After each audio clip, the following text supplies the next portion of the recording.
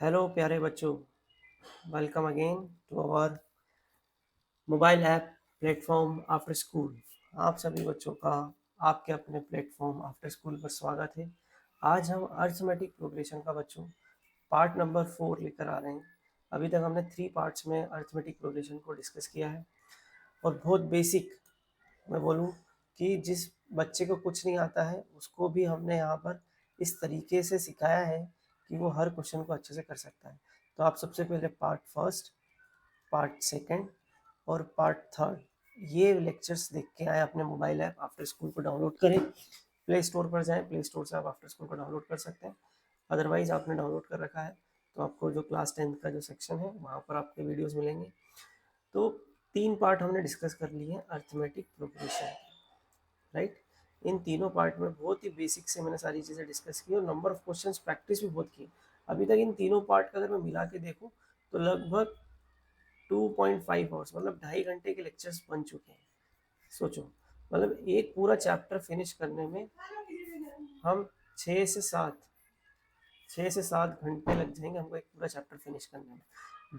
यही चैप्टर बच्चों teacher school में 2 घंटे में फिनिश कर देते हैं, लेकिन हम उसको पूरा, और ज़्यादा बोल रहा हूँ मैं, तो 6 to 7 से लगभग मान के चलो 10 घंटे तक लगेंगे इस पूरे चैप्टर को फिनिश करने में, क्योंकि इसका वेटेज भी ज़्यादा है बच्चों, है ना। और क्वेश्चंस बहुत ट्रिकी होते हैं बट हम उनको बहुत ही अच्छे से डील कर रहे हैं तो आसानी से बन रहे हैं। सबसे पहले तो मेरा इंस्ट्रक्शन, आप प्रॉपर नोट्स बनाएं।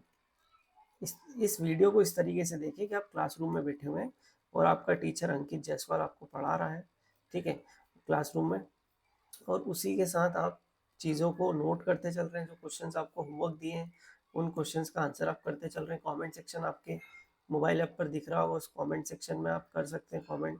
जो चैट वाला ऑप्शन है वहाँ पर आप मुझे आंसर कर सकते हैं, तो मैं देख पाऊंगा कि कितने स्टूडेंट ने आंसर किया, ठीक है। सो घबराने की कोई ज़रूरत नहीं है, हर चीज़ को बहुत ही बेसिक से बताया जाएगा। ऐसा कोई कॉन्सेप्ट नहीं होगा जो आपको दिक्कत दे, क्योंकि हम ये जो वीडियो में चीज़ें पढ़ा रहे हैं उसमें हर आपका डाउट क्लियर करके चल रहे हैं, ठीक है।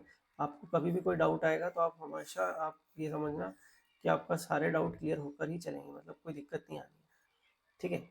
ओहो, ये काम है, एक सेकेंड रफ कर दें, ये रफ हो गया, चलो।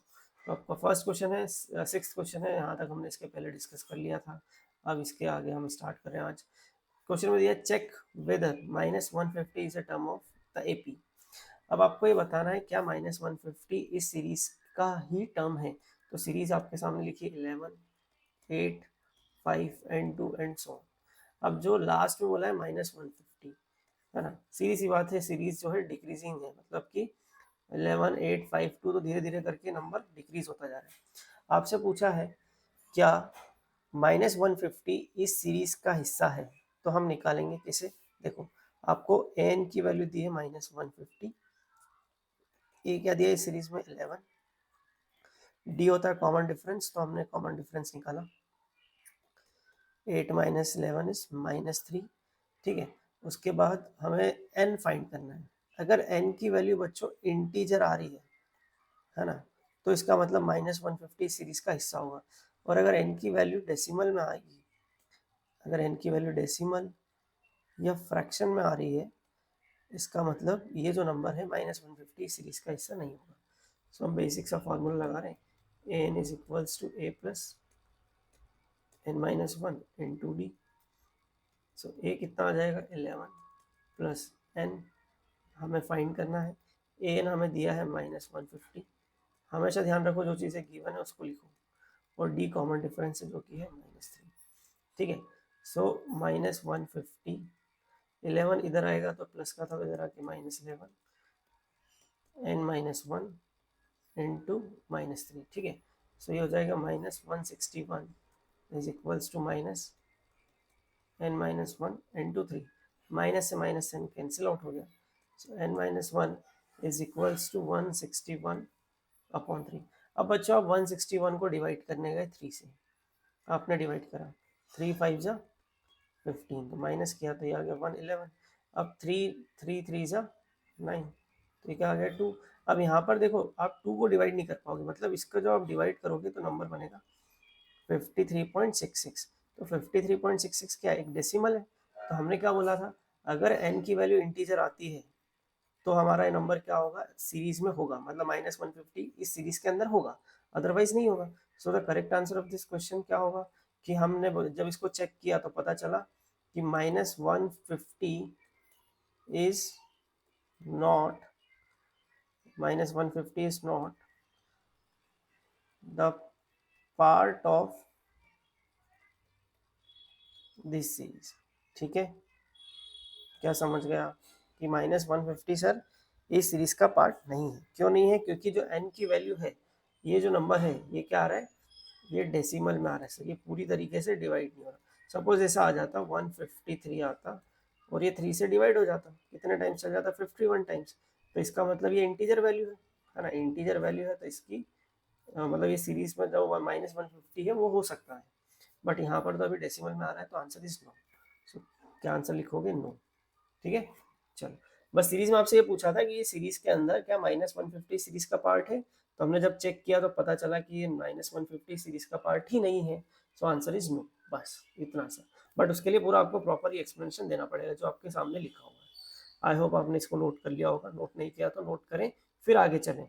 और समझने के बाद जब देखो, एक चीज समझो, सपोज मैं एक्सप्लेनेशन दे रहा हूँ, है ना, तो एक्सप्लेनेशन जब मैंने दिया, जब मैं चीज़ों को एक्सप्लेन कर रहा हूँ, तो आप उसको चीज़ों को समझे ध्यान से। ठीक है, जब समझ में आ जाए तो उसके बाद नोट डाउन कैसे करना है वो भी समझो। वीडियो को पॉज करना है, ठीक है, वीडियो को पॉज करने के बाद आपको उसी क्वेश्चन को खुद से सॉल्व करना है ना।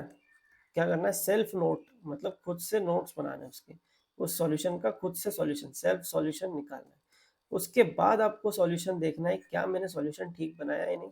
अगर ठीक बनाया तो बहुत अच्छी बात है, अगर कोई गलती हुई है सॉल्यूशन लिखते समय तो उसको करेक्ट करके फिर आगे बढ़े। इस तरीके से आप पढ़ाई करेंगे तो आपके बहुत अच्छे कॉन्सेप्ट डेवलप हो जाएंगे। ठीक है, इसके बाद जब मैं ये पूरा पढ़ा दूंगा उसके बाद एक टेस्ट लूंगा मैं आपका, जो हमारे मोबाइल ऐप पर अपलोड होगा। उस टेस्ट को आपको देना है ताकि आप पता कर पाएँ कि कितना अच्छा आपने इस कॉन्सेप्ट को पढ़ा है। ठीक है, चलो, तो हम नेक्स्ट क्वेश्चन आ जाता है हमारा ये वाला, question number 7। Find the 31st term of an AP whose 11th term is 38 and 16th term is 73। ठीक है, आपसे A31 पूछा है और आपको A11 दिया है। A11 क्या होता है, A प्लस 10D। अब तो आप सीख चुके होंगे, है ना। सीधे इस फोर्थ वीडियो पे मत आना, पहले 1 2 3 पार्ट देखना, फिर फोर्थ वीडियो पर आना। A11 को A प्लस 10D कैसे लिखा बच्चों, मैंने फिर से एक बार एक्सप्लेन कर देता हूँ, अगर आपको डाउट होगा तो यहाँ क्लियर हो जाएगा, है ना। हम क्या करते हैं, जो 11th टर्म पूछी ना, मतलब आपसे A11 पूछा है, इसका मतलब n की वैल्यू क्या होगी आपकी, 11 होगी। तो आप A तो ऐसे लिखेंगे, n की जगह क्या रखोगे, 11 -1 इंटू डी। तो A प्लस 11 -1 कितना हो गया, 10D। सो A11 जो है वो आपका क्या हो गया, A प्लस 10D हो गया। क्या इतनी बात समझ में आ रही है? ठीक है, तो आपकी 11th टर्म क्या बन जाएगी, A प्लस 10D बन जाएगी। क्लियर है यहाँ तक? अब इसको मैंने आपको शॉर्टकट भी सिखाया था कि सपोज आपको A11th टर्म बताना है तो A तो यहाँ आएगा प्लस, D भी आएगा, लेकिन जो D के साथ नंबर मल्टीप्लाई होगा वो 11 से कम होगा, तो क्या आ जाएगा, 10 आ जाएगा। जैसे फिर से बताता हूँ, जैसे A15th टर्म आपको पता करना है तो A तो हमेशा आएगा। अब D के साथ क्या नंबर आएगा, तो यहाँ 15 है तो 15 में से एक कम करेंगे तो 14, तो ये A15th टर्म बन जाएगी। सपोज आपको A25 टर्म बताना है तो A तो यहाँ आएगा, D यहाँ ऐसे कैसे लिखना है, 25 में से एक माइनस करेंगे तो 24 D आ जाएगा। समझे बात? तो बस यही कॉन्सेप्ट है, डायरेक्ट आप लिख सकते हैं। चलो, तो हमने इतनी सारी चीज़ें समझ ली, अब क्वेश्चन पे आ जाते हैं। देखो, क्वेश्चन में क्या दिया है कि find the 31st term, 31st term आपको फाइंड करना है, जिसमें कि AP की 11th टर्म आपको दी है। क्या दी है, A11 आपको दिया है, कितना दिया है, 38। ठीक है, और A16 आपको दिया है 73। ये दो चीज़ें और आपको दी है कि A11th टर्म आपकी 38 है बच्चों, और A16 73 है। सो आपसे पूछा है 31st टर्म। अब देखो, A11th टर्म को हमने A प्लस 10D लिख दिया और A11 मतलब 11th टर्म आपको 38 दिया है। ठीक है, A16 कितना दिया है, A16 आपको, अब A16 को हम क्या लिखेंगे, A16 को क्या लिखेंगे, अभी सीखा, 16 पूछा था, यहाँ 15 लिखो, और A16 टर्म कितनी है, 73। ठीक है, तो ये बन गई हमारी इक्वेशन फर्स्ट और ये बन गई हमारी इक्वेशन सेकंड। तो हम क्या करेंगे, सब्ट्रैक्ट, फर्स्ट इक्वेशन को सेकंड में से सब्ट्रैक्ट करेंगे। तो सब्ट्रैक्ट करेंगे तो कैसे करेंगे, जो सेकंड इक्वेशन है ना, ये वाली इक्वेशन, इसके साइन चेंज हो जाएंगे। लास्ट वीडियो में मैंने सिखाया था, अभी फिर से सिखा रहा हूँ। ये माइनस, ये माइनस, ये माइनस, साइन चेंज हो जाते हैं। प्लस वाला माइनस, माइनस वाला प्लस, तो ये प्लस में था। तो अब देखो 38 में से 73 माइनस करना है, ए में से ए माइनस करेंगे तो कैंसिल हो गया, फिर 10d में से 15d माइनस करेंगे तो 38 माइनस 73 कैसे करेंगे, तो 13 में से 8 गया तो 5 और 6 में से 3 गया तो 35, बट साइन किसका आएगा, नेगेटिव, क्योंकि ये जो 73 है उसका साइन बड़ा है इसलिए माइनस साइन आएगा। 10d में से 15d गया तो क्या बचा, माइनस का 5d, क्यों, क्योंकि यहाँ पर 15 बड़ा है तो नेगेटिव साइन, नेगेटिव 15 बड़ा है तो इसलिए नेगेटिव साइन आएगा, माइनस से माइनस कैंसिल हो गया। So d is equals to 35/5, so the answer is 7। आ गई बात समझ में, तो d की वैल्यू क्या आ गई सर, 7 आ गई। क्या इतनी बात क्लियर हो गई। अब अगर d 7 आ चुका है, आपसे a31 पूछा है, तो a31 क्या होगा, a प्लस 30d, तो a क्या है हमारा फर्स्ट टर्म, तो फर्स्ट टर्म हमने अभी निकाली नहीं है। अब देखो ध्यान से, यहाँ पर एक चीज़ बहुत इंपॉर्टेंट है। अब आपके पास एक इक्वेशन थी, ये जो इक्वेशन है डी आई ना, डी की जो वैल्यू आई है इस इक्वेशन में आपको पुट करना है। कौन सी इक्वेशन में पुट करोगे, ये फर्स्ट इक्वेशन में है ना, ये जो डी की वैल्यू आई है इस इक्वेशन में आप पुट करो। So 38 is equals to a plus 10 into d कितना है 7, सो 38 ए प्लस 70, तो 70 को इधर पहुंचा दिया, सो 38 माइनस 70 इज इक्वल्स टू ए। आ रही बात समझ में। सो ए की वैल्यू क्या हो जाएगी, तो 70 में से 38 माइनस कर लो, तो 10 में से 8 गया 2, 6 में से 3 गया 32, तो ए की वैल्यू क्या आ गई सर, -32। क्यों, क्योंकि माइनस की वैल्यू बड़ी थी। आ रही बात समझ में, यहाँ तक क्लियर है। तो हमारे पास बच्चों, इसको रफ कर देता हूँ, ये कोई काम का नहीं था, ठीक है। अब बच्चों हमारे पास जो ए आ चुका है, अब मुझे ए 31st टर्म पूछी थी, तो ए 31st टर्म क्या होगी, ए प्लस 30d। ए मेरे पास आ चुका है -32, 30 इंटू डी कितना है, डी मेरा 7 है, सो -32 प्लस 3 7 सा 21, तो ये 210 हो गया। अब 210 में से 32 माइनस करना है, तो कितना आ जाएगा, 210 में से 32 माइनस करेंगे, सो 10 में से 2 गया तो 8, और ये 10 में से 3 गया तो 7, ठीक है। सो 178, ठीक है, कितना आएगा, 178 is the right answer of this question, ठीक है। सो बस बेसिक चीज़ें सिखाई है वही यूज़ करना है, बिल्कुल भी घबराना नहीं है ना। हर चीज़ आपके सामने अच्छे से एक्सप्लेन की गई है, आपको उम्मीद है कि सब चीज़ आ जाएगी समझ में। अगर नहीं आए तो आप इस वीडियो को फिर से देखें, इस क्वेश्चन को फिर से देखें, आपको समझ में आने लगेगा। चलो नेक्स्ट क्वेश्चन की तरफ चलते हैं। क्वेश्चन में दिया कि एपी है जिसमें कि 50 टर्म्स है। देखो क्वेश्चन जो बोलते जा रहा है वो लिखते चलो, तो आप गिवन लिखो, क्या बोल रहा है क्वेश्चन, थोड़ा सा जगह बता देते हैं। क्वेश्चन बोल रहा है, यहाँ से स्टार्ट करते हैं, इसको दो हिस्सों में ब्रेक कर लेते हैं ताकि हमारे पास स्पेस बनी रहे, ठीक है। क्वेश्चन में गिवन है कि भैया n की वैल्यू कितनी है 50, क्योंकि नंबर ऑफ टर्म्स 50 है, जिसमें से a3 थर्ड टर्म आपको दिया है 12 और लास्ट टर्म an आपको दिए 106। आपसे फाइंड करने के लिए बोल रहा है a29। देखो ये क्वेश्चन को रीड करने का तरीका है, an AP consist of 50 terms of which third terms 12 and last term is 106, find the 29th term, ठीक है। अब हम देखेंगे कि इसमें हम क्या इक्वेशन बना सकते हैं। सबसे पहले हमें कॉमन डिफरेंस निकालना है। तो देखो अब लास्ट टर्म दी हुई है, मतलब आपको देखो a50 दिया हुआ है, क्योंकि नंबर ऑफ टर्म्स इस AP में 50 है।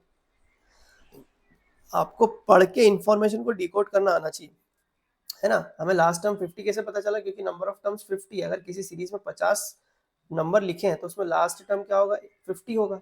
लास्ट टर्म क्या होगा, 50th टर्म होगा, और 50th टर्म की वैल्यू क्या है, 106 है। क्या इतनी बात क्लियर हो गई।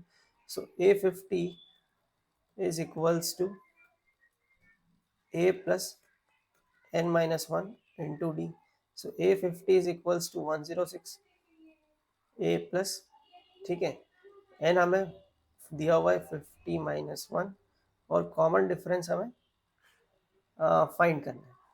कॉमन डिफरेंस भी नहीं दिया, लेकिन एक चीज ध्यान दो, एक तो ये इक्वेशन हमारी बन रही है, इसको सॉल्व करेंगे तो हम लिखेंगे 106 is equals to a plus 49d, ये हमारी इक्वेशन फर्स्ट बनी। लेकिन एक चीज ध्यान दो, आपको a3 गिवन है। a3 क्या है, a3 इक्वल्स टू दिया है 12, ठीक है, A3 12 दिया है, और A3 बराबर क्या होता है, A+2D। A3 का मतलब क्या है, A+2D। अब ये बन गई आपकी इक्वेशन सेकंड। अब आप क्या करो, दोनों इक्वेशन को सॉल्व कर लेते हैं, है ना। दोनों इक्वेशन को सॉल्व कर लेते हैं। कैसे सॉल्व करेंगे, आप चाहो तो इसको एलिमिनेशन मेथड या सब्स्टिट्यूशन मेथड आपने पढ़ा हुआ है ना, एलिमिनेशन या सब्स्टिट्यूशन, ठीक है, दोनों मेथड से आप इसको सॉल्व कर सकते हैं। एलिमिनेशन लगाओ या सब्स्टिट्यूशन लगाओ। तो हम यहाँ पर एलिमिनेशन लगा लेते हैं कि भाई A+49D इज इक्वल्स टू 106 और A+2D इज इक्वल्स टू 12। ये फर्स्ट इक्वेशन और ये सेकंड इक्वेशन। यहाँ लिखना सब्ट्रैक्ट फर्स्ट फ्रॉम सेकंड, ये सब्ट्रैक्शन हो रहा है फर्स्ट इक्वेशन का सेकंड में से। तो जब सब्ट्रैक्ट करते हैं साइन चेंज हो जाता है, ये सेकंड इक्वेशन के साइन चेंज होंगे।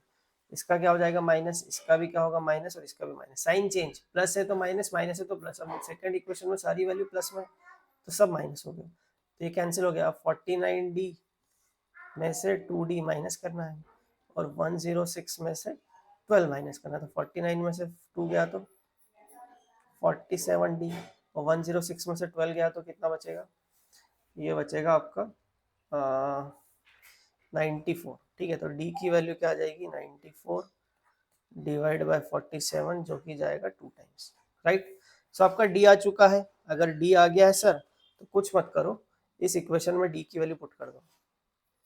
ध्यान से समझना बच्चों, क्वेश्चन आपको अब क्वेश्चन, असली क्वेश्चंस देखने को मिलेंगे जो एग्जाम में आने वाले हैं।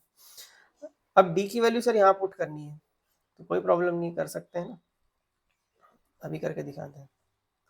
अब देखो D की वैल्यू यहाँ पुट करनी है, तो हम क्या लिखेंगे, क्या करें, चलो कोई बात नहीं, D की वैल्यू यहाँ पुट करनी है ना, तो हम D की वैल्यू पुट करते हैं। रुको एक मैं आपके लिए वाइट बोर्ड लेकर आ जाता हूँ, टूल्स कहाँ है, ये रहा टूल्स, राइटिंग बोर्ड ले आते हैं। देखो, है ना, हमारे पास इक्वेशन है 106 इज इक्वल्स टू A+49D, ये इक्वेशन है, ठीक है। इसमें D की वैल्यू मुझे क्या पुट करना है, 2 पुट करना है, क्योंकि यहाँ D देखो 2 निकाला है आपने, ठीक है। तो मैंने D की जगह 2 पुट करा, तो 106 is equals to A+49 into 2, so 106 is equals to A+98, so A is equals to 106 minus 98, ठीक है। समझ में आ रही कहानी। तो A की वैल्यू क्या आ जाएगी बच्चों, A की वैल्यू आ जाएगी 106 में से 98 माइनस करेंगे तो 8 आएगा आंसर। सो A हमारा कितना आ चुका है, 8 आ चुका है, और D हमने अभी कैलकुलेट किया, D हमारा 2 आ चुका है। अब आपसे इस क्वेश्चन में बच्चों पूछा था A31 टर्म, A31 टर्म क्या होगा, क्या होगा बच्चों, A+30D, और A मेरा कितना है, A is 8 plus 30 into D मेरा कितना है, D मेरा है 2, सो 8 plus 30 into 2 60, so final answer is 68, ये आपका आंसर है, ठीक है। सो आई होप बच्चों, जो हमसे A31 टर्म पूछा गया था वो हम आपको बता पाए। ये देखो, अच्छा 29 टर्म पूछा था, रुको रुको, तो हमने 31 निकाल दिया, कोई बात नहीं। तो A29 पूछा है, तो A29 भी निकाल सकते हैं। A29 इज इक्वल्स टू क्या होगा, A+28D। A कितना आया, 8 प्लस 28 इंटू 2, तो 8 प्लस 28 इंटू 2, सो ये कितना हो जाएगा 56, and 56 plus 8 is 64, so 64 is the right answer, ठीक है। क्योंकि आपसे यहाँ पर क्या पूछा था, 29 टर्म पूछा था, तो A29 इज इक्वल्स टू 64 हमारा आंसर आया है, ठीक है। कैसे निकाला आपके सामने अभी एक्सप्लेनेशन मैंने दिया है, ठीक है ना। तो आई होप यहाँ तक आपकी चीज़ें क्लियर होती जा रही हैं, कोई दिक्कत नहीं आ रही है, सब बढ़िया चल रहा है। और मैं उम्मीद कर रहा हूँ कि आप सब चीज़ें नोट कर रहे हैं। जो मैंने अभी ऊपर स्क्रीन जो व्हाइट बोर्ड आया था, उसमें आपने सारी चीज़ें नोट कर ली होगी, मैं उम्मीद करके चल रहा हूँ। अगर आपने उम्मीद नोट नहीं किया तो उसको पॉज कर लेना वहाँ पर, और सारा लिख लेना और आंसर आपका नोट कर लेना। चलो आगे चलते हैं नेक्स्ट क्वेश्चन पे, क्वेश्चन नंबर 9। अब देखो ध्यान से पढ़ो, if the third term and 9 term of an AP are इतना इतना, विच टर्म इज जीरो। देखो ध्यान से देखो, क्वेश्चन में क्या दिया कि सर थर्ड टर्म A3 9 है, 4 है, सॉरी A3 कितना है 4 है, और A9 आपका कितना है -8। तो आपसे पूछा है कि कौन सा नंबर होगा जो सीरीज में क्या बनेगा, which term of this AP is zero, मतलब आपसे एन पूछा है, एन पूछा है कि कौन सा टर्म जाकर लास्ट जो वैल्यू है वो क्या बन जाएगी, जीरो बन जाएगी। तो हमें सबसे पहले इसमें ए और डी निकालना पड़ेगा। तो ए थ्री दिया है, मतलब ए थ्री की वैल्यू क्या हो जाएगी, a plus two d equals to four, ये बन गई फर्स्ट इक्वेशन। ए नाइन मतलब a plus eight d is equals to minus eight, ये सेकंड इक्वेशन। अब हम क्या करेंगे, फर्स्ट में से सेकंड को माइनस करेंगे, तो साइन चेंज हो जाएगा, माइनस माइनस और प्लस, साइन चेंज होता है, सेकंड इक्वेशन का साइन चेंज होगा। साइन चेंज का मतलब क्या हो गया, जो प्लस है तो माइनस और जो माइनस है तो प्लस, तो ये कैंसिल हो गया। टू डी में से एट डी गया तो माइनस का सिक्स डी, और फोर प्लस एट कितना हो गया, 12। So d is equals to minus 12/6, मतलब कितना हो गया, -2। ये माइनस का साइन इधर भेज सकते हैं, कोई प्रॉब्लम नहीं है। 12/-6 लिखूं, देखो बच्चों फिर से बताओ, 12/-6 से भी सेम आंसर आएगा, और -12/6 दोनों ही सेम बात है, ठीक है, इसमें कोई भी दिक्कत नहीं। तो यहाँ पर जो माइनस साइन था वो मैंने यहाँ ऊपर पहुँचा दिया, तो -2 डी की वैल्यू क्या आ गई आपकी, -2 आ गई। कमल समझ गए यहाँ तक। अब आपका डी आ चुका है, तो ए निकालना है, तो हमारे पास इक्वेशन है a plus two d equals to four, ये जो फर्स्ट इक्वेशन है इसमें हम क्या करेंगे, जो हमने डी की वैल्यू निकाली इसको पुट करेंगे। So a plus two into -2 equals to four, so a -4 is equals to four, so a is equals to 4 + 4, सो फाइनल आंसर क्या आ गया, 8, मतलब ए हमारा 8 आ चुका है, ठीक है। अब आपसे क्वेश्चन में पूछा है कि इसमें कौन सी टर्म है बताओ जो जीरो बने, मतलब अब देखो ध्यान से, फिर से हम व्हाइट बोर्ड लेके आते हैं, बहुत ही प्यारा टूल है, देखो ध्यान से देखो, चीज़ों को ध्यान से देखो, कि अब आपसे ऐसी कौन सी टर्म है जिसकी लास्ट टर्म क्या बन जाए, जीरो हो जाए, मतलब वो एन पूछा है आपसे, एन तो दिया है जीरो, एन पूछा है, आपके पास ए निकल के आ चुका है, ए कितना आया सर, 8 आ गया, ठीक है, और डी कितना आ गया, डी -2 आया, तो इसमें पुट करना है, ठीक है। ए एन क्या है, जीरो, ए क्या है 8, प्लस एन फाइंड करना है, और कॉमन डिफरेंस कितना है, -2, ठीक है। तो हम इसको सॉल्व करेंगे, तो ये 8 को इधर पहुंचा दिया, तो -8 is equals to n-1 into -2, तो ये माइनस, ये माइनस कैंसिल हो जाएगा, ठीक है, समझ रहे हैं, ध्यान से देखना। अब इसको यहाँ देखो, तो हमने क्या करा, ये इक्वेशन यहाँ आ गई, 8 इज इक्वल्स टू n-1, और जो ये 2 यहाँ मल्टीप्लाई में था नीचे जाके डिवाइड हो जाएगा, तो 2 से डिवाइड कर दिया, तो ये कितना हो गया 4, सो n-1 कितना आ गया 4।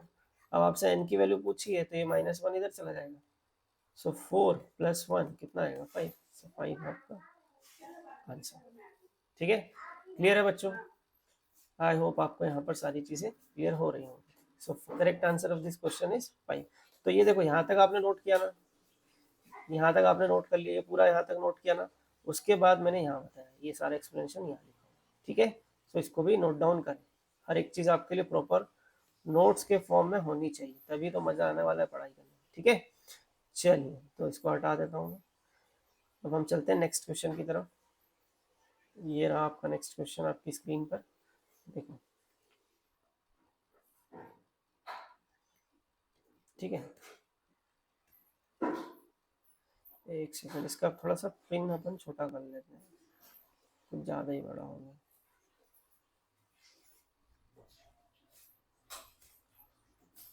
ठीक है। तो अब सही चलेगा, हाँ बेटी, अभी बच्चों को मैं पढ़ा रहा हूँ, देखो।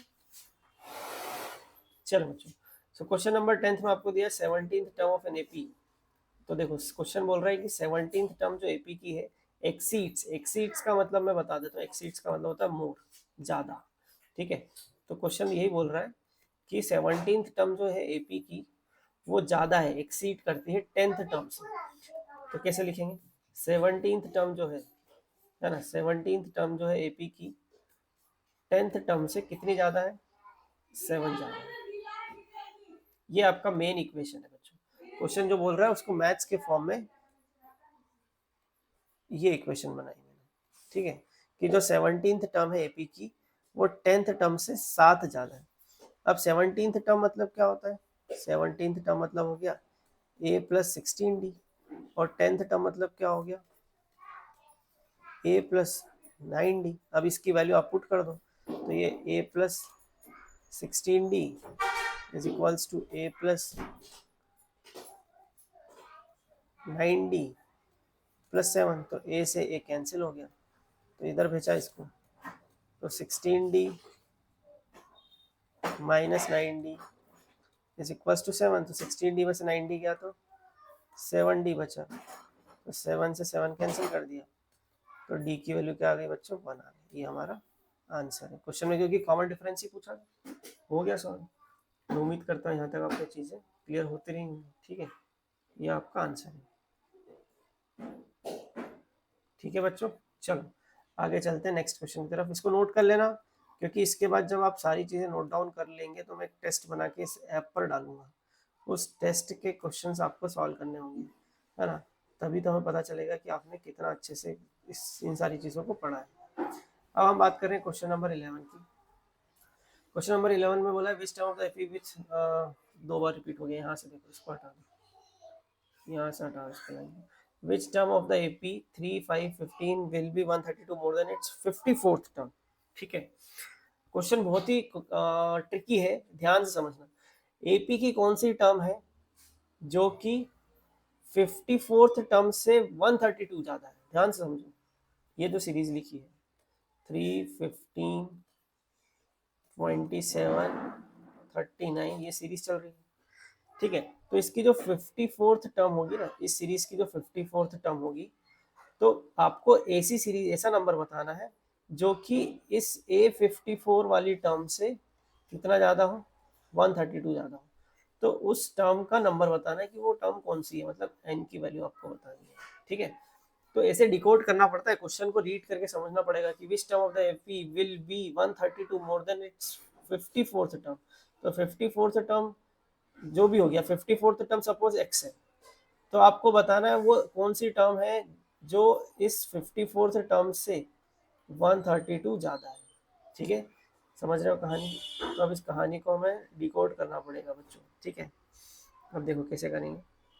सबसे पहले हम 54th टर्म निकाल लेते हैं। तो हमारे पास पता है कि a कितना दिया है, 3 दिया है। n हमारा 54 माइनस 1, क्योंकि a 54 निकाल रहे तो n तो पता होगा।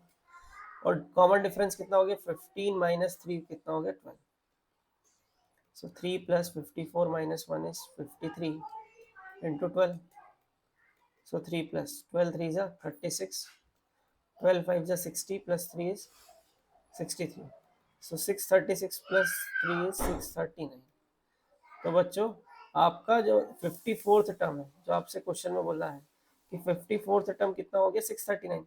अब आपसे n की वैल्यू पूछी है कि बताओ n की ऐसी कौन सी वैल्यू है, ऐसी n की ऐसी कौन सी टर्म है जो 54th टर्म से 132 ज्यादा हो। तो अब 639 में क्या कर दो, 132 प्लस कर दो, तो आपको वो टर्म पता चल जाएगी, मतलब वो नंबर पता चल जाएगा कि उसकी वैल्यू क्या है। तो n प्लस 9 प्लस 2 इज 11, ये 7 और ये हो गया 7। मतलब जो n है, अब ध्यान से देखो, n की वैल्यू क्या हो गई, मतलब लास्ट टर्म क्या हो गई, 771। अब क्वेश्चन में यही पूछा है कि ये 771 कौन सी टर्म है। जैसे यहाँ दिया ना 54th टर्म, तो ये कौन सी टर्म है, 60th टर्म है कि 61st टर्म है, कौन सी टर्म है वो हमें फाइंड करना है, मतलब n की वैल्यू फाइंड करना है। n हमने निकाल लिया, कॉमन a मुझे पता है 3, कॉमन डिफरेंस मुझे पता है कितना है 12, बस पुट करेंगे। तो an is equals to a plus n minus 1 into d. So an कितना है 771 equals to a 3 plus n minus 1 into d कितना है 12। हमें n फाइंड करना है, ये n फाइंड करना है। इस 3 को इधर पहुंचा दिया, so 771 minus 3 is equals to n minus 1 into 12। तो ये बन गया 768 divide by 12 is equals to n minus 1।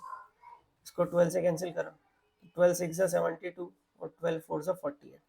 So n minus 1 की वैल्यू 64 आ गई, तो n की वैल्यू क्या आ जाएगी, 64 plus 1 that is 65। So n की वैल्यू क्या आ जाएगी बच्चों, 65।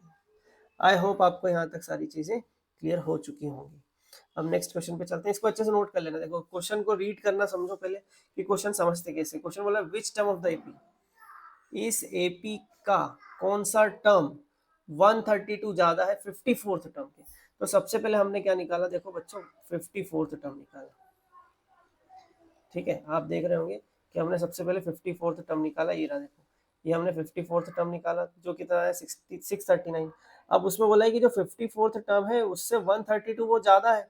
तो 54 मैं बोलूँ कि भैया आपका जो वेट है आपके भाई से 10 किलो ज्यादा है, तो सबसे पहले आपका वेट निकालना पड़ेगा। आपका वेट अगर 10-20 किलो है तो आपके भाई का वेट कितना हो जाएगा, 30 किलो हो जाएगा, क्योंकि 10 किलो ज्यादा है। तो 54 में हमने क्या, 54th टर्म में हमने क्या पुट करा, 132 प्लस करा। तो जैसे प्लस करा तो वो बन गया 771। अब आपसे क्वेश्चन में यही पूछा है कि जो 771 नंबर वाला जो टर्म है, 771 जो नंबर है इसका टर्म क्या है, कौन से नंबर पे ये है, फर्स्ट नंबर सेकंड नंबर, ऐसा होता है ना, सीरीज चलती है। जैसे ये फर्स्ट टर्म है, ये सेकंड टर्म है, ये थर्ड टर्म है। तो आपको बताना 771 का जो टर्म है वो क्या होगा। जैसे यहाँ पर A54 है तो इसका टर्म क्या होगा, तो हमने वो निकालने की कोशिश करी। तो हमने जब n की वैल्यू निकाली तो पता चला कि 771 जो है A65 टर्म पर था, मतलब 65th टर्म जो है वो है 771। सो राइट आंसर इसका है 65। बहुत मेहनत लगती है बच्चों, सच बताऊं ऑनलाइन पढ़ाने में बहुत ज़्यादा मेहनत लगती है, क्योंकि ऑफलाइन में बच्चा सामने बैठा होता है और उसके डाउट्स क्लियर कर सकते हैं हम, उसको अगर उसको समझ नहीं आता है तो। बट यहाँ ऑनलाइन में मैं बार बार हर बारीकी पे ध्यान देकर चीज़ों को एक्सप्लेन कर रहा हूँ, क्योंकि मुझे पता है कि बच्चा कहाँ फंसने वाला है। और ये सारे बहुत इंपॉर्टेंट क्वेश्चन है, जितने भी क्वेश्चन अभी तक हमने किए हैं ये सब एनसीईआरटी के क्वेश्चन है और ये बोर्ड एग्जाम में पूछे गए हैं किसी न किसी साल में। सो आप ये मान के चलो जितनी भी चीज़ें आप पढ़ रहे हैं ये बहुत इंपॉर्टेंट है ना। इसी को वर्ड प्रॉब्लम बोलते हैं, जहाँ बच्चों को बहुत डाउट आता है और हम उनके डाउट्स को इस वीडियो के माध्यम से इतने आसान तरीके से बता रहे हैं कि कोई भी डाउट उनके रहेगा नहीं, और रहता भी है तो आप कमेंट करें चैट बॉक्स में, हम वापस से उसका वीडियो लेके आएंगे, एक लाइव सेशन कर लेंगे जहाँ पर आप और हम दोनों मिलकर इन सारे डाउट्स को क्लियर करेंगे। ठीक है, चलिए आगे चलते हैं। Question number 12, how many 3 digit numbers are divisible by 7। 3 digit number ऐसे कितने हैं जो 7 से डिवाइड होते हैं। अब आपको ये सोचना है कि भाई 3 डिजिट नंबर्स क्या कहाँ से शुरू होते हैं। सो 3 डिजिट नंबर 100 से स्टार्ट होते हैं। बट आपको ये भी सोचना है कि 3 डिजिट नंबर ऐसा कौन सा है सबसे छोटा जो 7 से डिवाइड होता है। तो हमें ये पता है सर कि जो 98 है वो 2 डिजिट नंबर है जो 7 से डिवाइड हो जाता है ना। कितने टाइम्स में चला जाता है ये, 14 7 से 98। सो 98 एक ऐसा नंबर है सर जो 2 डिजिट नंबर है जो 7 से डिवाइड होता है। अब 98 के बाद कौन सा नंबर आना चाहिए, तो हम क्या करेंगे 98 में 7 प्लस कर देंगे, तो ये क्या बन जाएगा 105। सो नेक्स्ट टर्म क्या बनेगी 105। फिर नेक्स्ट टर्म क्या बनेगा, फिर इसमें 7 प्लस करेंगे तो 112। फिर नेक्स्ट में 7 प्लस 119, ऐसे चलते रहेंगे। अब 3 डिजिट नंबर ढूंढना है। अब अगर आप ध्यान से देखो 999, अब लास्ट में कौन सा नंबर होना चाहिए 3 डिजिट का, 999 होता है। लेकिन सर 999 तो 7 से डिवाइड हो रहा है कि नहीं हो रहा, पहले चेक करो। तो 1 जा तो 7, फिर यहाँ आ गया 29, फिर यहाँ पर 4 आएगा तो ये 28, फिर यहाँ 19 आ गया, फिर यहाँ पर फिर 2 से कैंसिल करा, 7 2 सा 14, तो बचा क्या 5। तो मतलब यहाँ पर रिमाइंडर क्या बच रहा है बच्चों 5। मतलब 999 तो जो है 7 से डिवाइड नहीं हो रहा है, तो जो रिमाइंडर बचा ना हमारे पास, ध्यान देना कॉन्सेप्ट सिखा रहा हूँ बहुत अच्छा। 999 जो नंबर है उसमें से 5 माइनस कर दो, तो 999 में से 5 माइनस कर दिया तो ये बचा 994। क्या बचा 994। मतलब जो सीरीज आपकी जाएगी वो कहाँ तक जाएगी, 999 तक नहीं जाएगी, 994 तक जाएगी। क्यों, क्योंकि 994 वो लास्ट नंबर है 3 डिजिट का जो 7 से डिवाइड होता है। ध्यान दो क्वेश्चन पे, क्वेश्चन पे ध्यान दोगे तो चीजें बहुत आसान हो जाती है बच्चों। मैं बार बार यही बोल रहा हूँ मैथ सबसे आसान क्यों है, क्योंकि उसमें कुछ भी याद नहीं करना है। आपको बस क्वेश्चन की भावनाओं को समझना है, क्वेश्चन खुद आपको सॉल्व करके आंसर दे देगा, लेकिन स्टेप्स तो फॉलो खुद ही करनी पड़ेगी ना बच्चों। आपने कैसे सोचना है, मैंने जो जैसे मैं सोच रहा हूँ वैसे आप सोचो, और बच्चा ऐसे ही सोचता है। जिस तरीके से मैं सॉल्यूशन लिख रहा हूँ वही बच्चे का प्रोसेस होता है सोचने का, कि वो बोलेगा 3 डिजिट का सबसे बड़ा नंबर तो 999 होगा। अब जब 999 को चेक किया तो 7 से डिवाइड नहीं हो रहा, उसमें रिमाइंडर 5 बच रहा है। तो कुछ नहीं करना है, उस 999 में से 5 माइनस कर दो, तो अब वो क्या बन जाएगा 994। अब आप चेक करो ये 994 जो है ना 7 से कम्प्लीटली डिविजिबल है। कितनी बार है देखो मैं बता देता हूँ, 1, फिर गया, फिर 4, और फिर ये बन गया आपका क्या आ गया यार, रुको, 14 142 टाइम्स चला जाएगा, ठीक है। सो हमारी जो सीरीज बन रही है वो 98 से लेकर बच्चों कहाँ तक बन रही है, 994 तक बन रही है। अब इसमें आपसे पूछा है एन कि नंबर ऑफ डिजिट्स कितनी होंगी, तो बहुत आसान काम हो गया, ये तो हम कर लेंगे, कोई दिक्कत नहीं। देखो आपको ए पता चल गया, स्टार्टिंग हो रही है कहाँ से, ये 98 सीरीज में नहीं है, 105 से सीरीज स्टार्ट हो रही है, ध्यान देना, है ना। आपकी जो फर्स्ट टर्म है वो है 105। क्यों 98 क्यों नहीं ले सकते, क्योंकि 98 टू डिजिट नंबर है, हमसे 3 डिजिट पूछा है। सो ए हमारा 105, हमारी जो लास्ट टर्म है सीरीज की वो कितनी है, 994। कॉमन डिफरेंस कितना है, कॉमन डिफरेंस हमारा है 7, ठीक है। So a n is equals to a plus n minus one into d, ठीक है। तो ए एन हमारा क्या है, 994 is equals to 105 plus n minus one into d कितना है 7, ठीक है।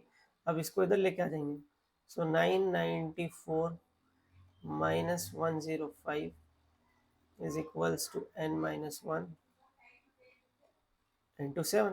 सो 994 में से 105 माइनस किया तो 14 में से 5 गया तो 9 गया, तो ये 8 आ जाएगा, और यहाँ पर भी क्या आएगा, 9, ठीक है, और ये अभी 8 आ जाएगा, तो 889 divide by 7 is equals to n minus one.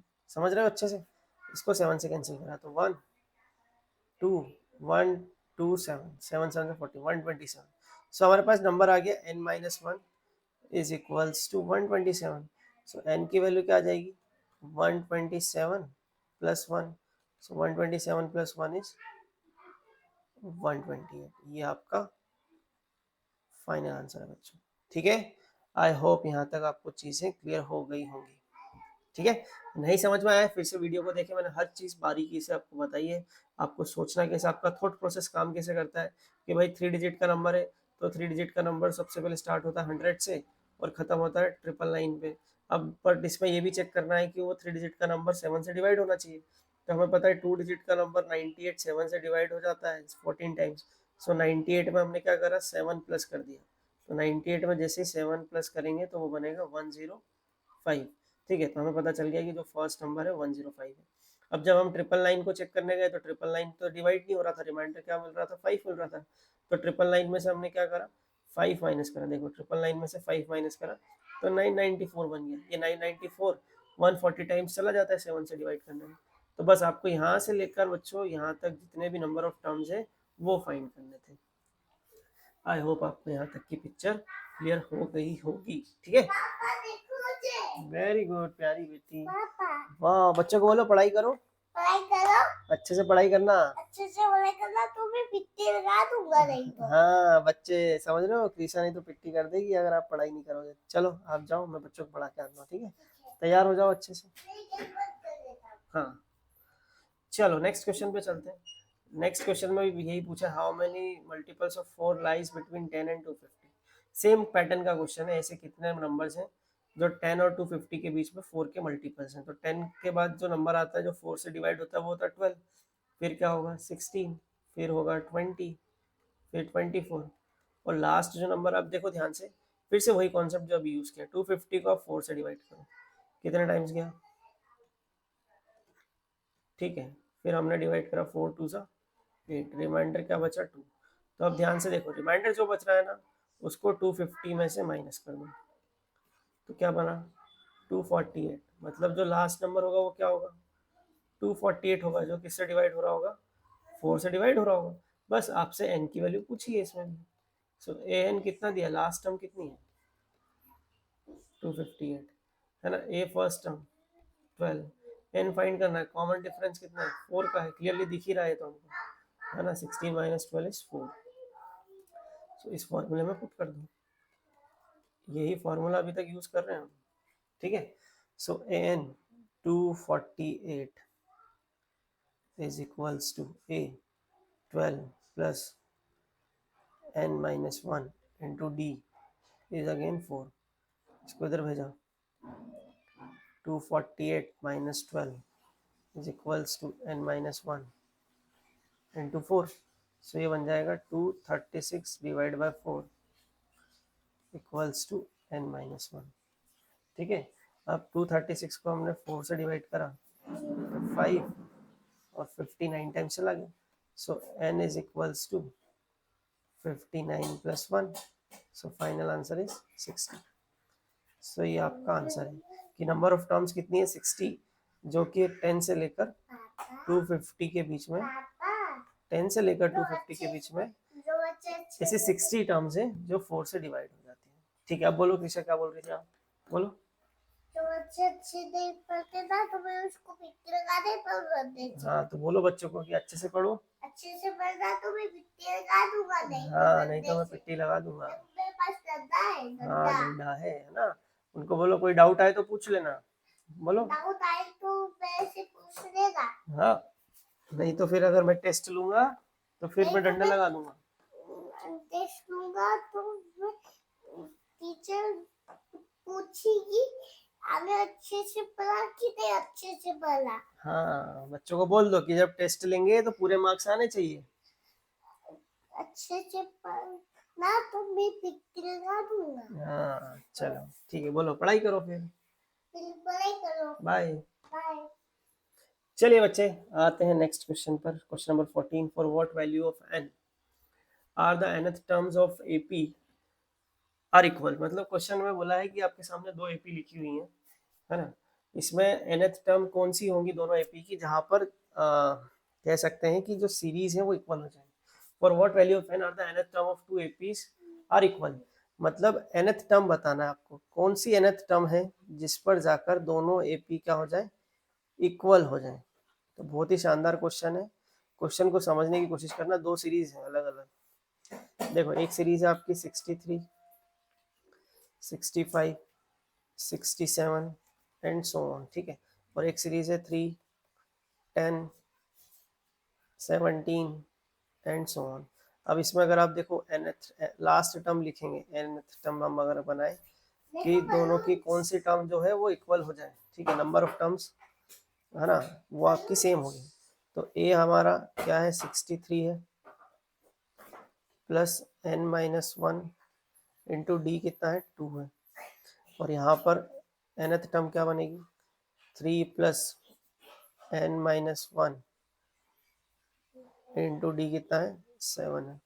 दोनों को इक्वेट कर दो, ये क्या बन गई आपकी equation 63 plus n-1 into 2 is equals to 3 plus n-1 into 7। इसको सॉल्व करेंगे।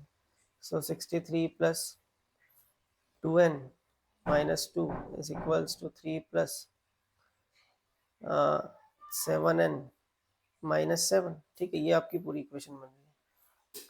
तो 63 में से 2 गए तो 61 प्लस 2n, और 3 minus 4 is minus 4, 3 minus 7 is minus 4 plus 7n। ठीक है, इसको सॉल्व करेंगे आप, n की वैल्यू फाइंड करनी है।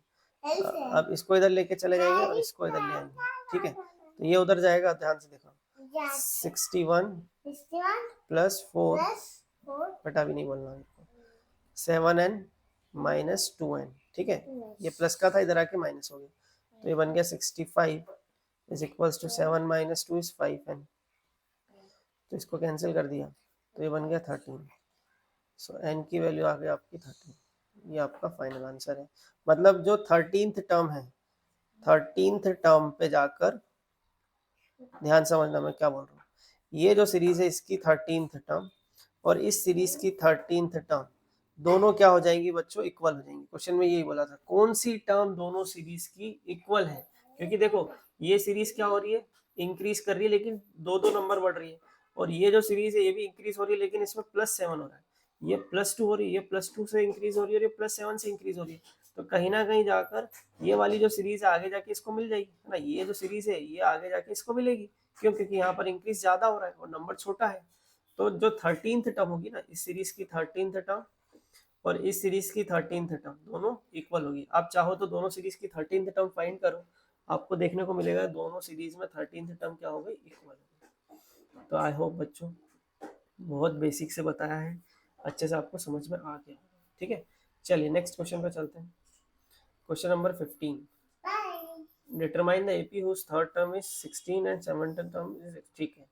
तो आपको क्वेश्चन में थर्ड टर्म दिया है 16, ठीक है, और क्वेश्चन बोला है कि seventh term exceeds the fifth term by 12, मतलब जो सेवंथ टर्म है वो फिफ्थ टर्म से 12 जाता है। कृषु आवाज नहीं करना बेटी, बच्चों को पढ़ा रहा हूँ। तो A3 मतलब क्या हो जाएगा, a plus 2d is equals to 16, और सेवंथ टर्म मतलब a प्लस 6d, और फिफ्थ टर्म क्या हो जाएगा a प्लस 4d प्लस 12, ठीक है। अब ध्यान से देखो इसको, a से हम यहाँ पर आपसे AP पूछा है, AP डिटरमाइन करने के लिए बोला, कोई बात नहीं, इस a से एक a कैंसिल हो जाएगा, तो 6d minus 4d is equals to 12, तो ये बन गया 2d इज इक्वल्स टू 12, 2 से इसको कैंसिल करा तो ये 6 हो गया, सो d की वैल्यू आ जाएगी 6, d की वैल्यू जैसे 6 आई अब यहाँ पुट करोगे, so a plus 2 into 6 is equals to 16, so a plus 12 is equals to 16, so a is equals to 16 minus 12 is 4, so ये आपका फाइनल आंसर। क्या आंसर आ गया, जो फर्स्ट टर्म होगी वो क्या हो जाएगी, 4 हो जाएगी, सो ए फर्स्ट टर्म आपकी 4 हो गई। अब नेक्स्ट टर्म क्या होगी, डी आपका 6 है, तो नेक्स्ट टर्म क्या हो जाएगा 4 प्लस 6 कितना बनेगा 10, फिर नेक्स्ट टर्म क्या होगी, अब पता चल गया ना, जैसे फर्स्ट टर्म क्या होती है a, सेकेंड टर्म क्या होती है a plus D, a plus 2d, अब यहाँ पुट करते जाओ, a हमारा कितना आ गया 4, a प्लस डी मतलब 4 प्लस 6 कितना हो गया 10, फिर a प्लस 2d मतलब 4 प्लस 2 इंटू 6 तो कितना हो जाएगा 16 हो जाएगा, ठीक है। दिख रहे हो ना, कॉमन डिफरेंस 6 का है, मतलब आप नेक्स्ट टर्म निकालना है तो उसमें प्लस कर दो, 16 प्लस 6 इज 22, फिर नेक्स्ट टर्म निकालना है तो फिर प्लस कर दो, तो 22 प्लस 6 इज 28, ऐसे चलती जाएगी सीधे, ठीक है। आई होप बच्चों यहाँ तक आपको क्लैरिटी आ चुकी होगी। अब हम चलते हैं नेक्स्ट क्वेश्चन पे, question number 16, find the 20th term from the last term of an AP, ठीक है। आपको बोला है कि जो ये सीरीज चल रही है, अगेन वेरी ट्रिकी क्वेश्चन नहीं है, बट बच्चे यहाँ कंफ्यूज होते हैं कि जो सीरीज लिखी हुई है इसमें पीछे से आपको बताना है कि 20th टर्म क्या होगी, ठीक है। अब ध्यान से देखो, ये लिखा है 3, ये लिखा है 8, ये लिखा है 30, और यहाँ लिखा है 253।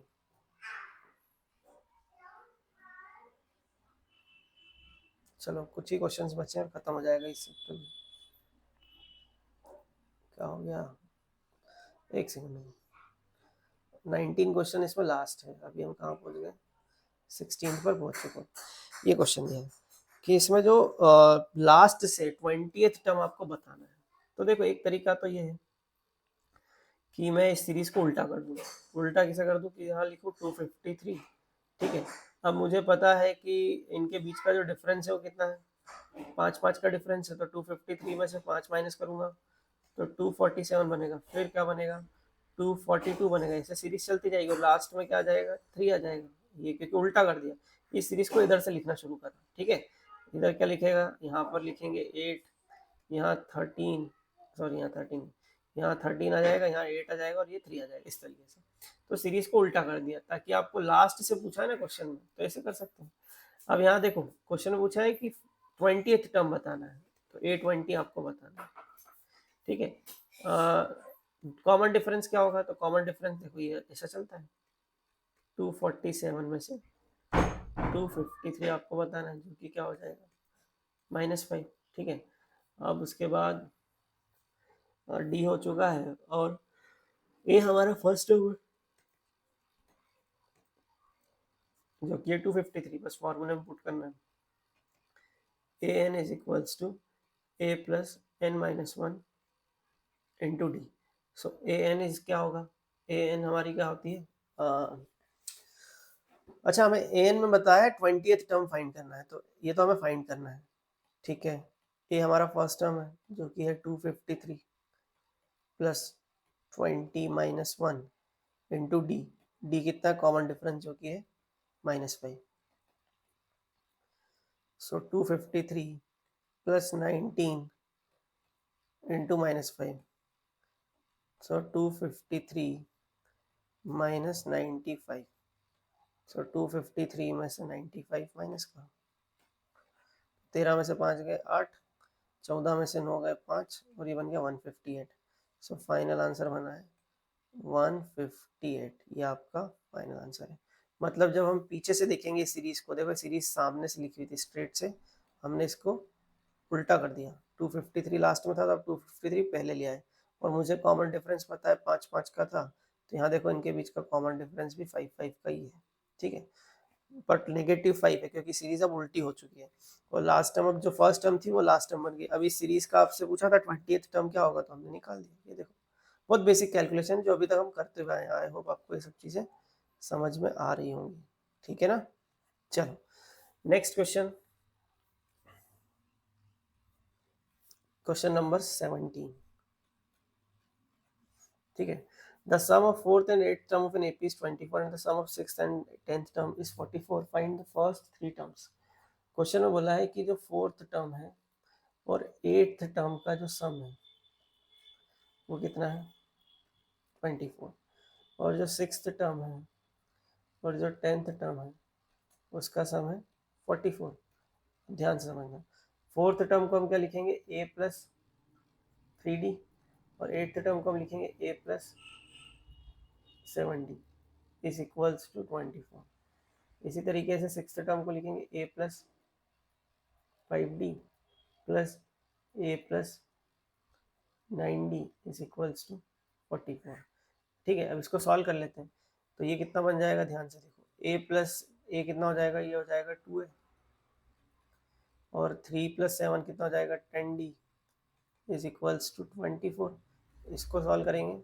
सो a plus a is again 2a और 5d plus 9d is 14d is equals to 44.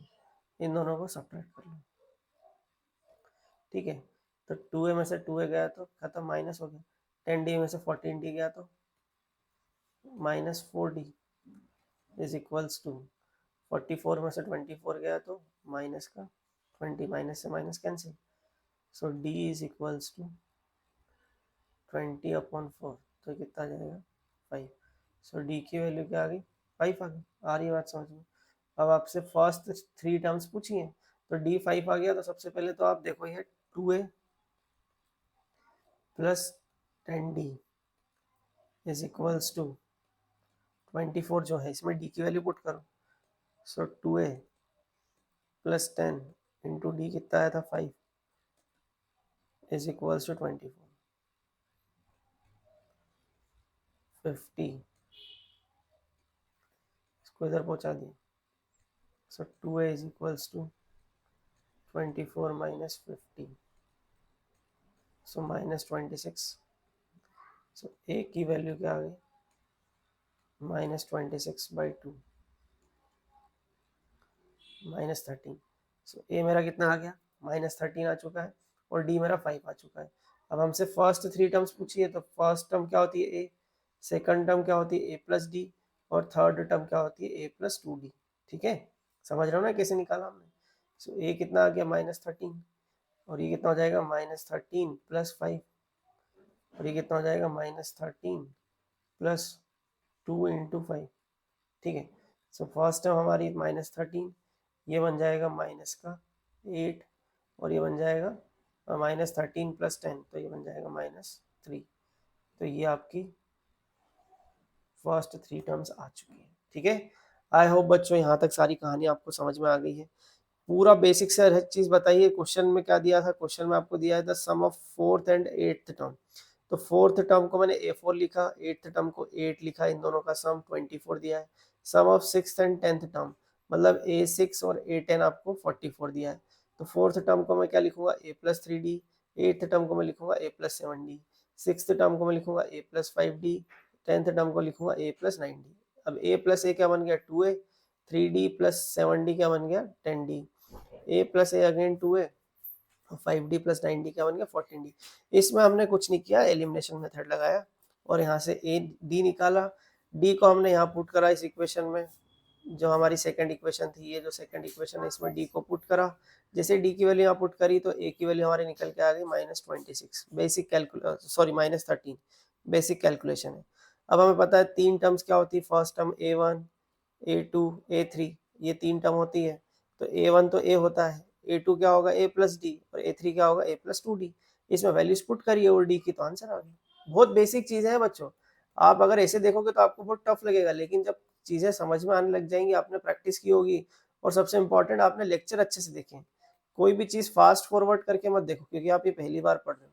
अगर आपने अच्छे से लेक्चर को देखा है तो आपको हर चीज बहुत अच्छे से समझ में आने वाली है। इसके लिए तो मैं पूरा कॉन्फिडेंट हूँ कि बहुत ही आराम से, बहुत तसल्ली से तुम्हें समझा रहा हूँ। ठीक है, नहीं फिर भी समझ में आया तो फिर से वीडियो देखो, पॉज करके आगे पीछे करके। यहाँ पे देखो, ऑनलाइन चीजें देखने का यही फायदा है कि आप कितनी बार उस चीजों को समझ सकते हो। ठीक है, एक सेकेंड, एक सेकेंड बच्चों, 2 मिनट रुको, मैं आपको बता रहा हूँ नेक्स्ट क्वेश्चन, जब तक आप इसको नोट डाउन करो। 2 मिनट का ब्रेक है, 2 मिनट में आ रहा हूँ मैं।